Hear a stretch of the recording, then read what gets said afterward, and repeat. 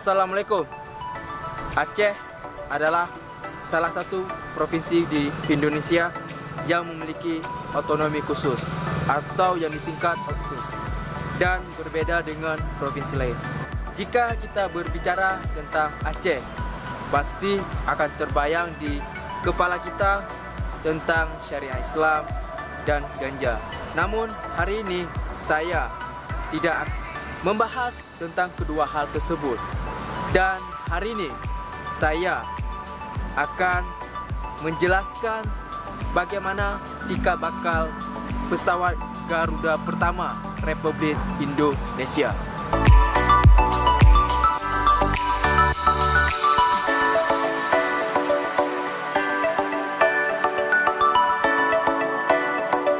Sekarang saya sedang berada di bawah pesawat Garuda Republik Indonesia.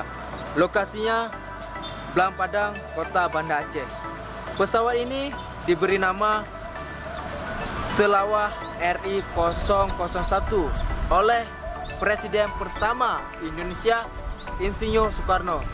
Jenis pesawat ini yaitu Dakota C-47. Pada tanggal 16 Juni 1948, Presiden pertama Republik Indonesia, Insinyur Soekarno, datang ke Aceh dan bertemu dengan tokoh-tokoh Aceh. Tujuannya tidak lain dan tujuan dan maksud Insinyur Soekarno berkunjung ke Aceh yaitu untuk meminta bantuan kepada masyarakat Aceh agar bisa membeli pesawat supaya perjalanan dan tugas-tugas Presiden mudah dilaksanakan.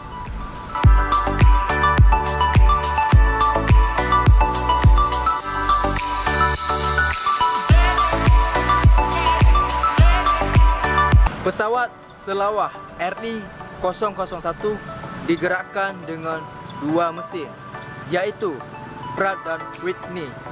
Memiliki bobot 8.030 kg dan mampu terbang dengan kecepatan 346 km per jam.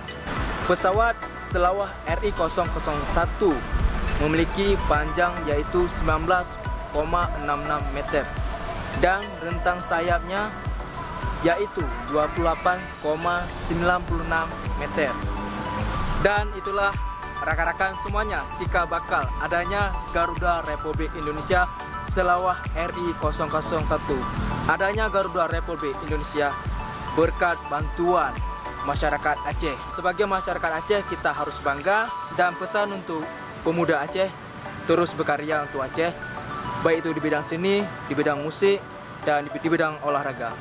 Terus berikan yang terbaik untuk Aceh, karena kemajuan Aceh ada di tangan pemuda Aceh.